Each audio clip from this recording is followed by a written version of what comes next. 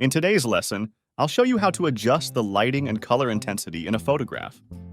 I'll demonstrate the functions of levels and vibrance and how to apply them to specific images. In the description, I've provided links where you can download the images we'll be using in today's lesson. Stay with me. We'll be starting in just a few moments.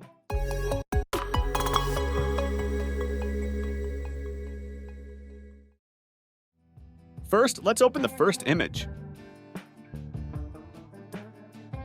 As you can see, the lighting in this picture is poor, and we want to improve it. For this process, we'll be using the Levels option in Photoshop.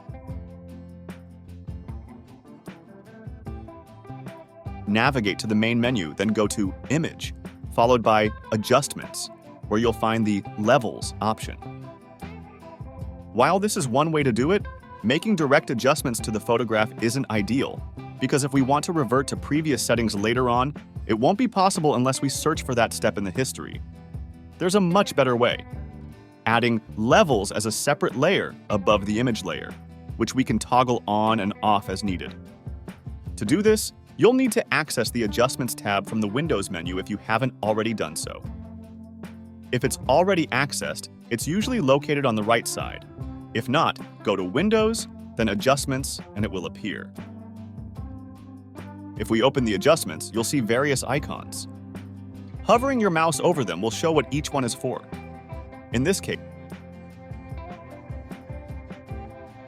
as you can see, there's a graph with 3 different colored triangles at the bottom of the graph. The black triangle on the left adjusts the black tones in the photograph when moved left or right. The white triangle on the right adjusts the white tones in the photograph when moved. The gray triangle in the middle controls the tones that are somewhere between black and white. Now, look down where the layer for our background is, and you'll see a new layer has appeared. That's the Levels layer that we can enable or disable as needed because the effect isn't applied directly to the photograph. Regarding adjustments, a general rule is to move the black and white triangles to where the graph begins to rise. For example, move the black triangle to the beginning of this ascent and the white triangle to the beginning of this ascent on the right side. Now, with this middle gray triangle, we can adjust it as needed. That's all for the Levels option, and now I'll show you another option called Vibrance.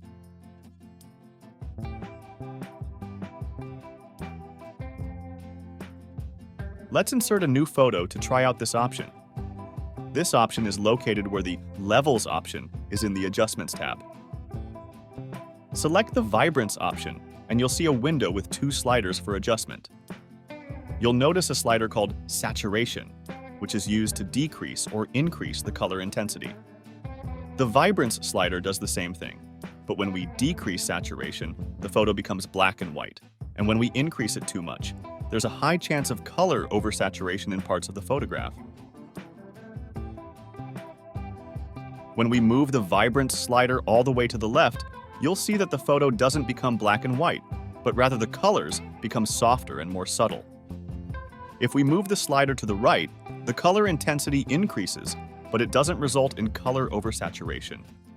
That's because the Vibrance option is smarter and controls which colors and how much to enhance or reduce. You'll also notice that we've obtained a new layer above the background layer, allowing us to turn this effect on and off as needed. That's all for this lesson. In the next lesson, I'll show you how to change the color of anything to something else in a very easy way. If you enjoyed the video, please subscribe to the channel and turn on notifications to receive updates when I release the next lesson. See you soon. Goodbye.